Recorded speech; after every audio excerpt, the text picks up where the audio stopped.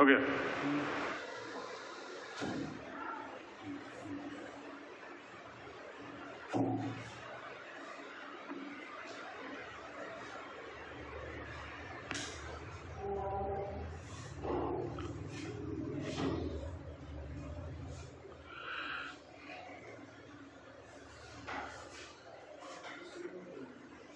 बंद कर दो।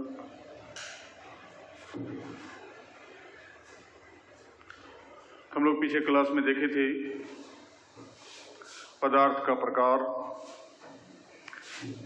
अभी तक में पदार्थ को हम लोग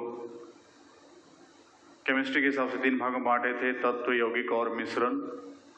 और उसके बाद फिर हम लोग भौतिक अवस्था के आधार पर बांटे तो 5 भागों में बांटे। अब उसके बाद हम लोग आगे बढ़ते हैं। 5 भाग में बांटे हम लोग: ठोस, द्रव, गैस, प्लाज्मा और सुपर कूल्ड सॉलिड स्टेट। अब यहाँ पर उससे आगे की ओर हम बढ़ रहे हैं, चलते हैं तत्व को लेकर के।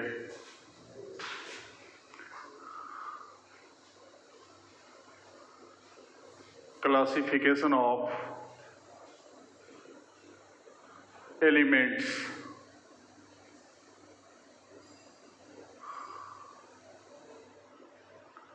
तत्वों का वर्गीकरण।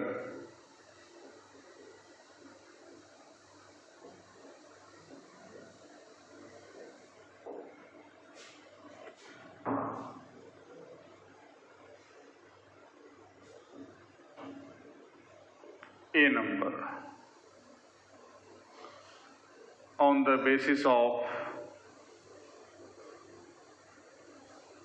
number of atoms.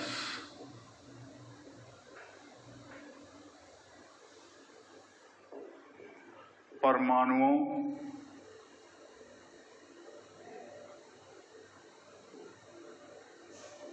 की संख्या के आधार पर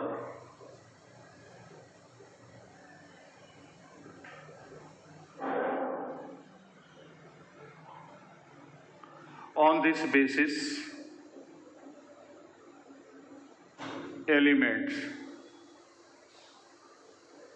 can be divided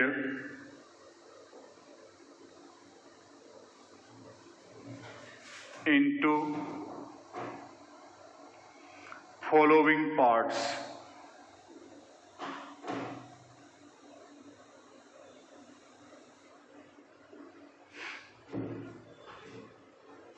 हिंदी में इस आधार पर तत्वों को निम्नांकित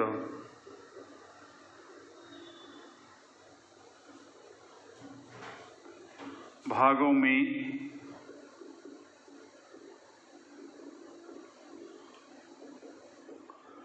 बांटा जा सकता है।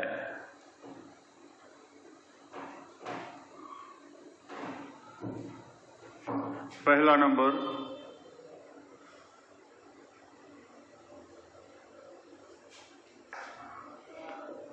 Mono atomic element.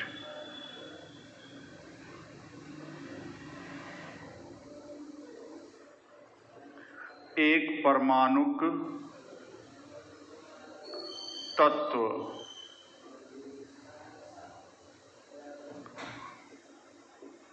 that type of element of which is found in nature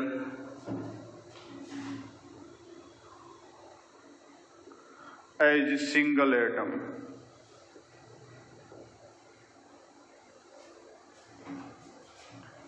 is called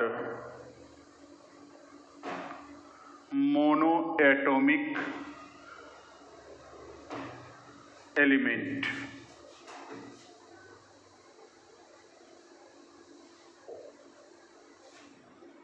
वैसे प्रकार के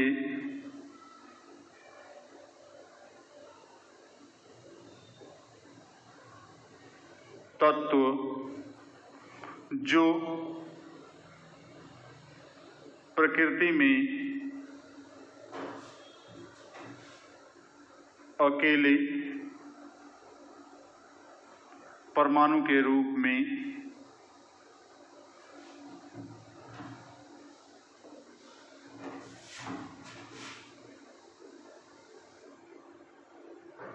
पाया जाता है, उसे एकल परमाणुक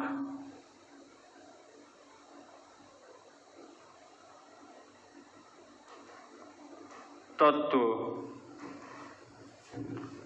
कहा जाता है।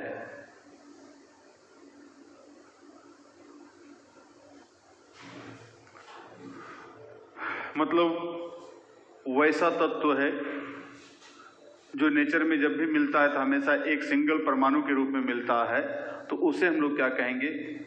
मोनो एटॉमिक एलिमेंट अथवा एकल परमाणु तत्व। तो बहुत सारा तत्व है, एक आध दो नहीं है, ढेर सारा है। सभी all inert gases,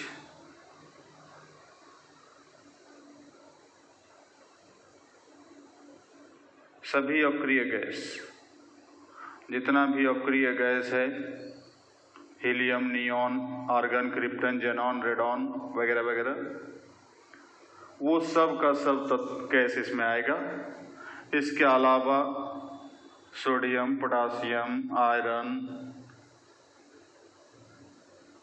aluminium, magnesium, बहुत सारा तत्व है एटसेट्रा, ढेर सारा है। 118 तत्व में अधिकांश तत्व ऐसा ही है, एकल परमाणु वाला, जो कि हमेशा एक परमाणु के रूप में पाया जाता है नेचर में। ये हमेशा Na, K, Fe वगैरह वगैरह, मैंने इस तरह से इसी स्टाइल में वो पाया जाएगा, दूसरे किसी स्टाइल में नहीं मिलेगा।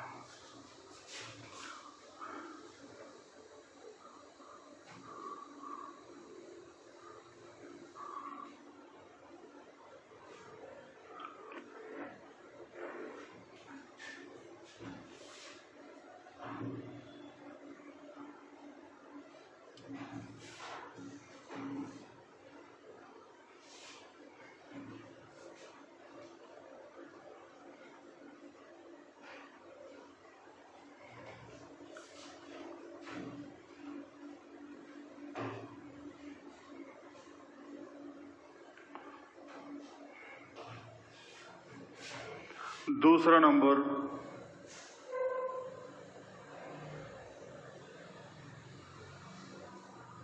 Diatomic element,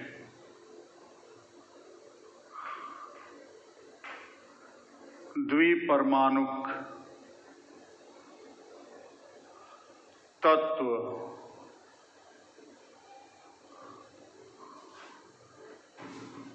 द्विपरमाणुक। तो वैसे प्रकार के तत्व जिसमें जो है कि वो नेचर में जो मिलेगा जब भी हमेशा, तो दो दो परमाणु एक साथ जुटा हुआ मिलेगा।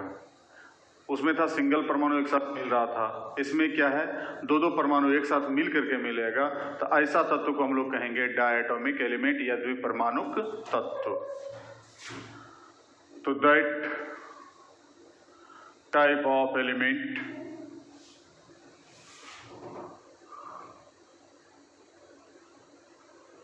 which is found in nature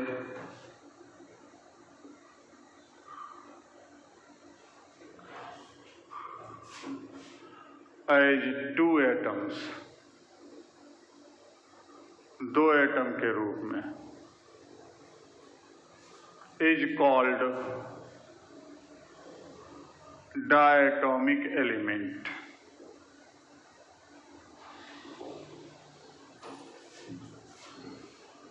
वैसे प्रकार के तत्व जो प्रकृति में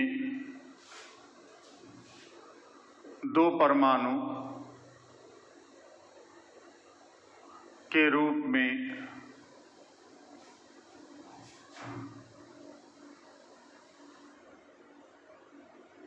पाया जाता है उसे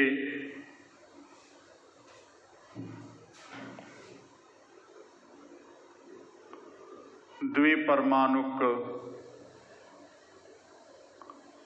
तत्व कहा जाता है। तो दो परमाणु एक साथ मिल करके, जैसे 7 गो तत्व तो फिक्स है। हाइड्रोजन रहता है H2 के रूप में, ऑक्सीजन O2 के रूप में, नाइट्रोजन रहेगा N2 के रूप में, fluorine F2, chlorine Cl2, bromine Br2, iodine I2 के रूप में। ये 7 तो फिक्स है। और सल्फर एक तो जो है वो S2 के रूप में रहता है। कब? जब वो वाष्प के रूप में रहेगा तब। ऐसे सल्फर मिलता है ठोस अवस्था में, लेकिन जब वाष्प के रूप में रहेगा तब किस रूप में रहेगा? H2 के रूप में। तो ये 7 को हमेशा याद रखना है कि ये 7 तत्व तो हमेशा रहेगा। हाइड्रोजन, ऑक्सीजन, नाइट्रोजन 3 तो हो गया, और उधर 4 तो हाइड्रोजन तत्व में से फ्लोरीन, क्लोरीन, ब्रोमीन, आयोडीन। और ये सल्फर जब वेपर के रूप में रहेगा तब ये रहेगा डायटोमिक फॉर्म में, द्विपरमाणुक रूप में। ऐसे जाकर के जो है द्विपरमाणुक रूप में नहीं रहता है, किसी और रूप में रहता है, जो जस्ट अभी आगे चर्चा हो रही है। लेकिन जब भाप के रूप में रहेगा तब क्या होगा? H2 के रूप में। बाकी और तत्व माने कि ये सभी तत्व बस ये 7 ही फिक्स है, 7 के अलावा और कोई तत्व नहीं है। तीसरा, try atomic element, त्रिपरमाणुक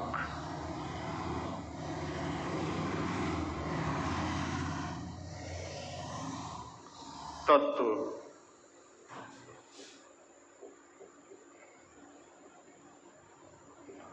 That type of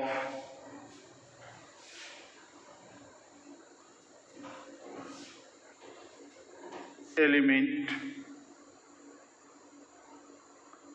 which is found in nature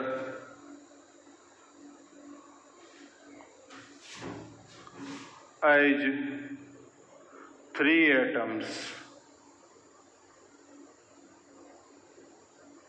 3 atom एक साथ मिला हुआ, is called triatomic element। Same उसी स्टाइल में वैसे प्रकार के तत्व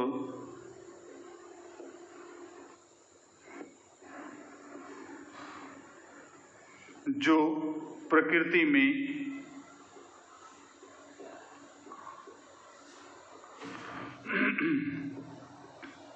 तीन परमाणु के रूप में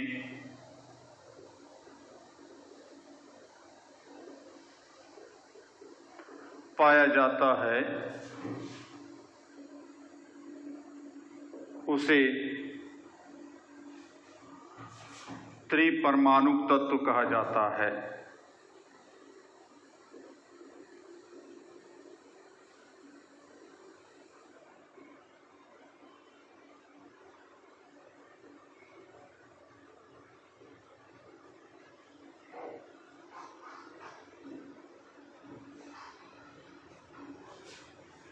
एग्जाम्पल में O3 ओजोन। तो ओजोन जो है ट्राइटोमिक फॉर्म में, अर्थात 3 परमाणु, ऑक्सीजन का 3 परमाणु मिल करके क्या बना रहा है? O3 बना रहा है। तो इसको कहते हैं ट्राई एटॉमिक एलिमेंट। अब आगे देखते हैं चौथा नंबर, टेट्रा एटॉमिक, चतुष्परमाणुक। तो यहां 2 के जगह पर हो जाएगा 4, और यहाँ डाई के जगह पर हो जाएगा टेट्रा। इसमें भी 2 के जगह पर हो जाएगा 4 और यहाँ द्वि के जगह पर हो जाएगा चतुस।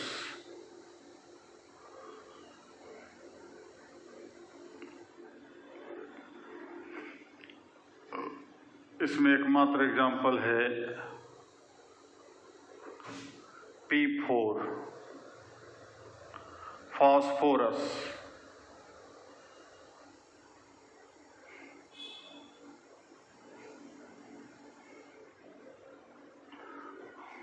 हो गया। तो जब 4 परमाणु एक साथ रहेगा तो क्या कहलाएगा? चतुष्परमाणुक तत्व या टेट्रा एटॉमिक एलिमेंट। वो क्या है? तो P4 फास्फोरस जो है 4 एटम एक साथ मिल करके रहता है। 5वां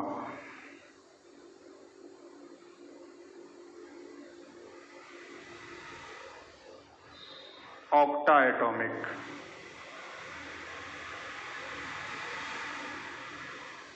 अष्ट परमाणुक। तो यहाँ 3 के जगह पर हो जाएगा 8 और यहाँ ट्राई के जगह पर हो जाएगा ऑक्टा एटॉमिक।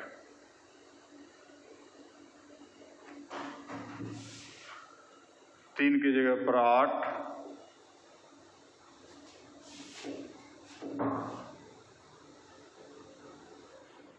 अष्ट परमाणुक। और एग्जाम्पल में आएगा वही सल्फर जो बोले अभी जस्ट के आगे देखने हैं, एसेट एज सॉलिड स्टेट। ठोस अवस्था में जब सल्फर हमेशा नेचर में मिलता है तो वो रहता है इसी रूप में, एसिड के रूप में। अभी जस्ट हम लोग देखे भाप के रूप में जब रहेगा तो H2 के रूप में रहेगा, लेकिन बाकी सल्फर हमेशा क्या रहेगा? S8 के रूप में रहेगा, एसिड के रूप में पाया जाएगा। H2 के रूप में कभी माने सिर्फ भाप के रूप में रहेगा, बाकी हमेशा क्या रहेगा? एसिड के रूप में पाया जाएगा। तो हो गया टेट्राएटॉमिक, 5वां हो गया ऑक्टाएटॉमिक।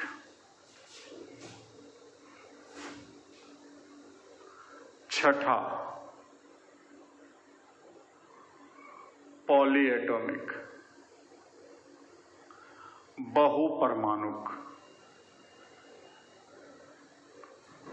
तो यहाँ 4 के जगह पर मेनी हो गया, ढेर सारा।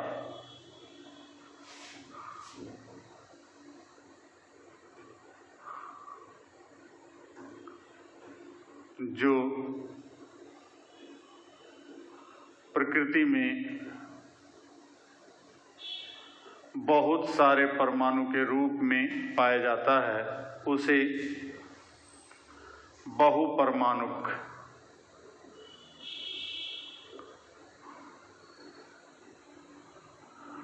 कार्बन का ग्रुप है C60 जिसको बोलते हैं हम लोग फ्लोरीन।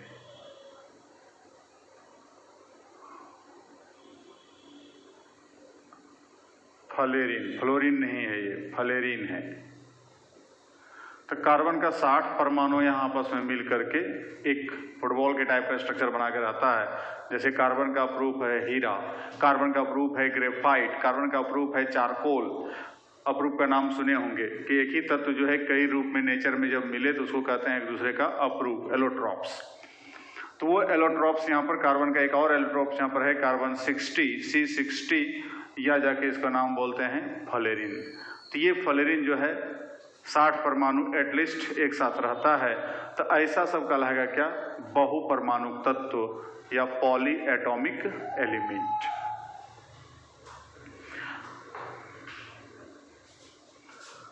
तो ये था परमाणु की संख्या के आधार पर।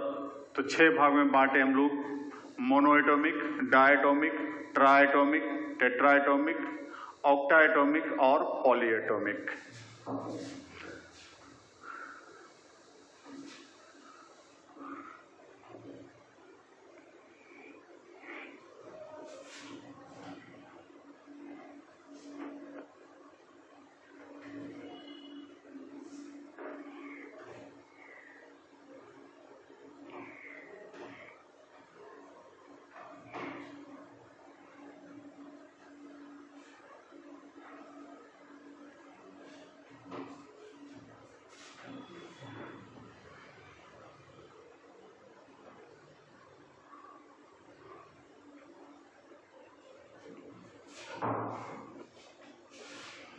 B number. On the basis of chemical character,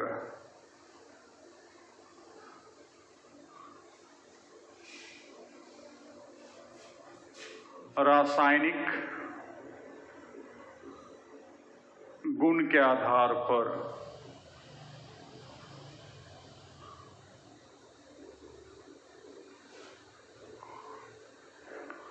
on this basis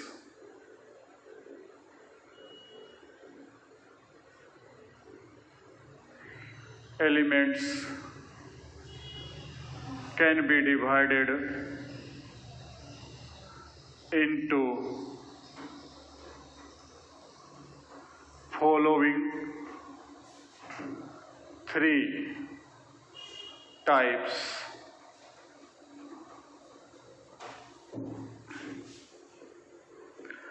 इस आधार पर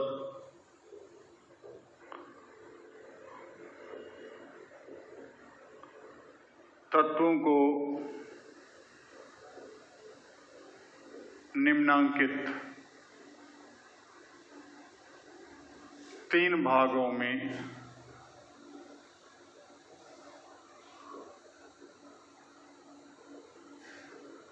बांटा जा सकता है।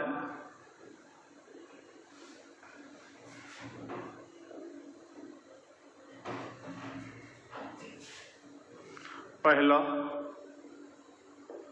मेटल, धातु।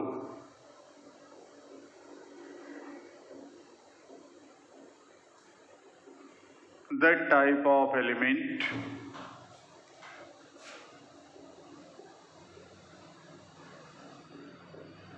which is electropositive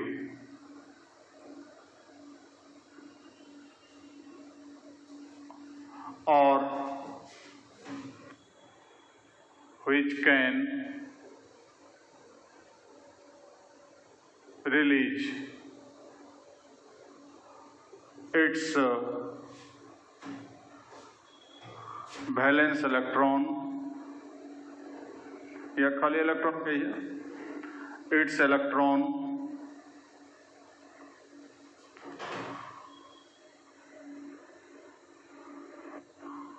during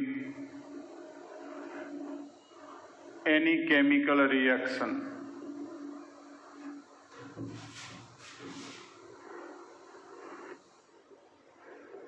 is called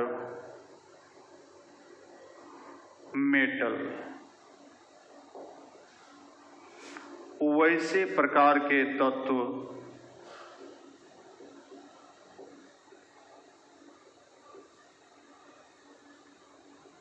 जो विद्युत धनात्मक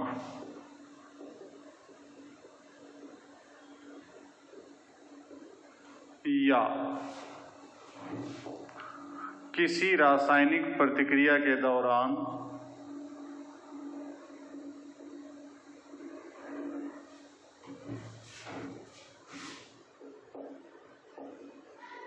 जो इलेक्ट्रॉन त्याग कर सकता हो उसे धातु कहा जाता है।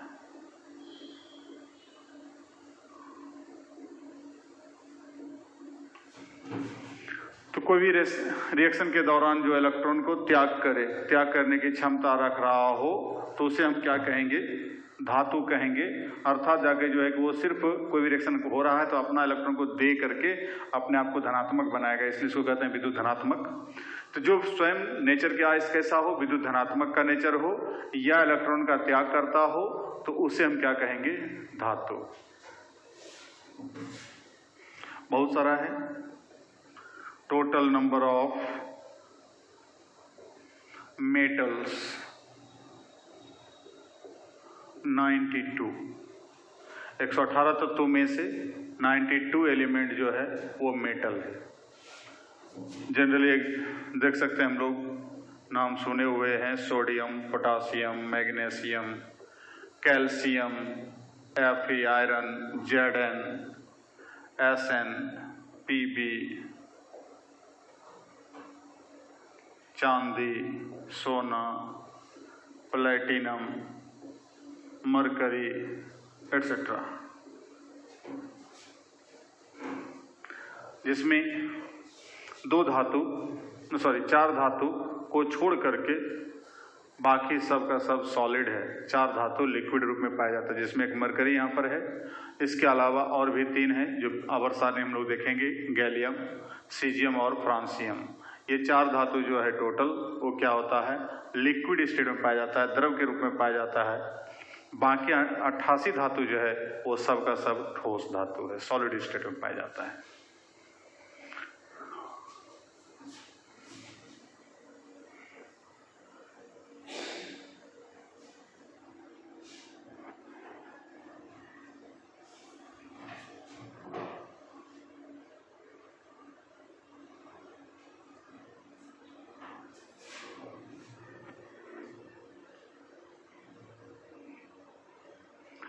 दूसरा number, non metal, अधातु।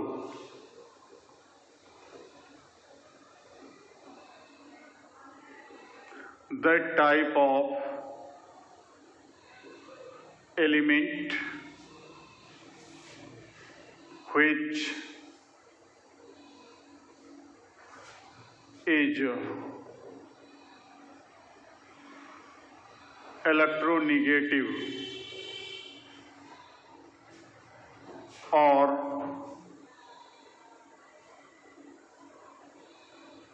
which can accept electrons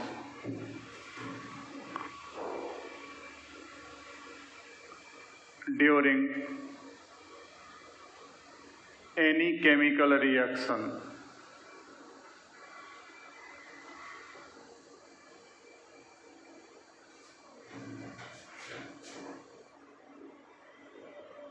is called non-metal.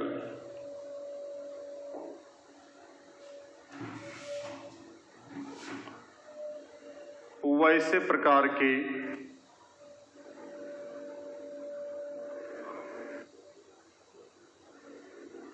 तत्व जो विद्युत ऋणात्मक हो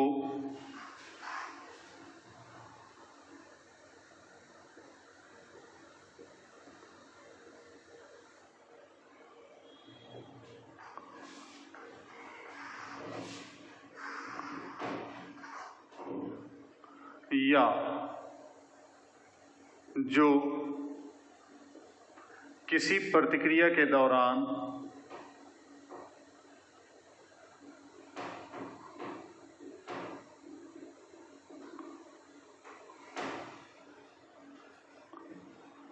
इलेक्ट्रॉन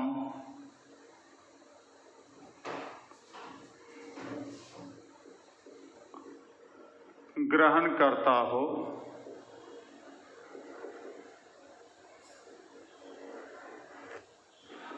उसे अधातु कहा जाता है।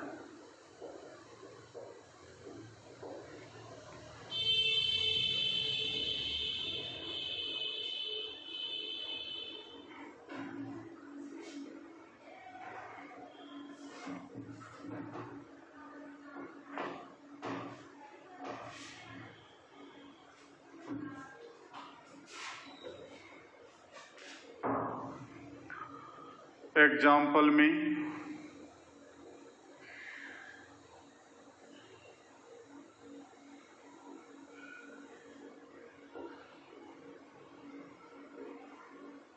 Total number of non metals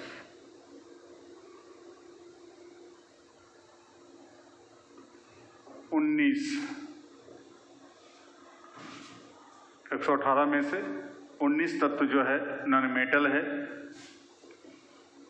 जैसे यहाँ पर है hydrogen, nitrogen, sulphur, phosphorus,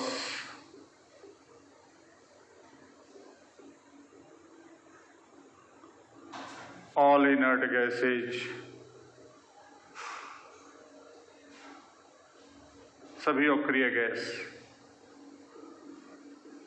etc. और भी है, टोटल 19 तत्व क्या है जो इलेक्ट्रॉन ग्रहण करने की क्षमता रखता है। धातु था इलेक्ट्रॉन त्याग करने की क्षमता रख रहा था, और धातु जो है इलेक्ट्रॉन ग्रहण करने की क्षमता रखता है। धातु जो है विद्युत धनात्मक होता है और अधातु विद्युत ऋणात्मक होता है। जैसे आप कभी 10वीं तक में पढ़े होंगे कि सोडियम और क्लोरीन के बीच जब रिएक्शन कराया जाता है, बंधन बनाया जाता है, तो सोडियम के बाहरी कक्षा में 1 इलेक्ट्रॉन, क्लोरीन के बाहरी कक्षा में 7 इलेक्ट्रॉन, ये 1 इलेक्ट्रॉन अपना त्याग करेगा। सोडियम +1 और क्लोरीन इस 1 इलेक्ट्रॉन को ग्रहण करेगा, अब तब क्लोरीन बनाएगा -1। तो बाहरी कक्षा में 8 हो गया, अष्टक पूरा हो गया। और ये भी 1 इलेक्ट्रॉन त्याग किया तो इसके बाहरी कक्षा में अष्टक पूरा हो चुका।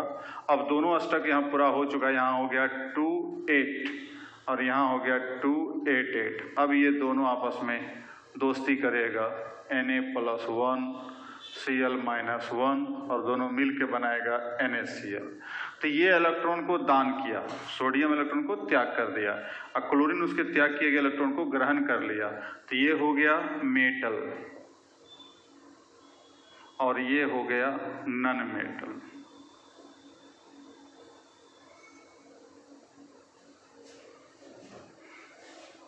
ठीक है, तो इस प्रकार से हम लोग समझ गए कि मेटल किसको कहते हैं और नॉन मेटल किसको कहते हैं। अब तीसरा टाइप हम लोग देखते हैं,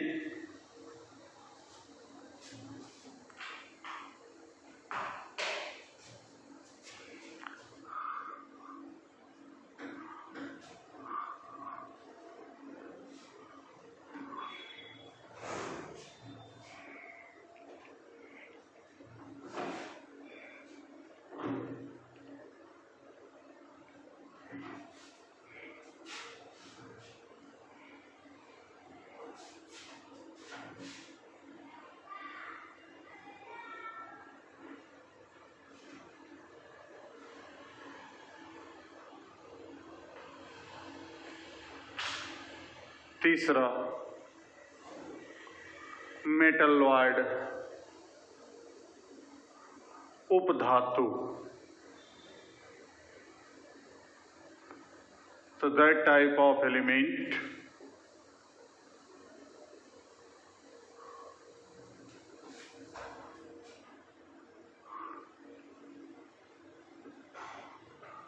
which acts as metal and non-metal both is called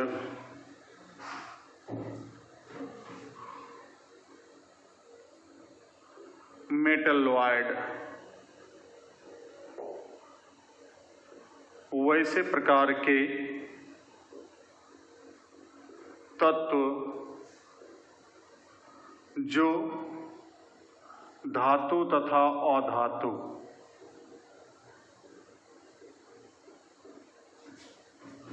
दोनों की तरह कार्य करता है।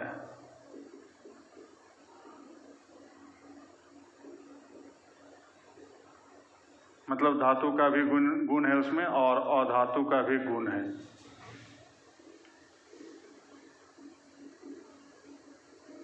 उसे उपधातु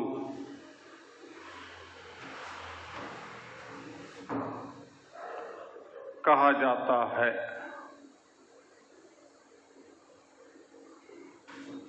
कि जिसमें धातु और अधातु दोनों का गुण पाया जाता हो उसे हम क्या कहेंगे? उपधातु। तो 92 तत्व है धातु, 19 गो है अधातु, बाकी जो रेस्ट बचा 7 गो तो total number of metalloids 7, boron,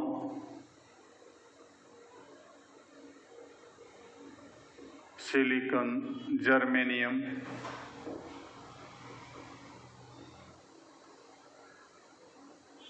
arsenic, antimony,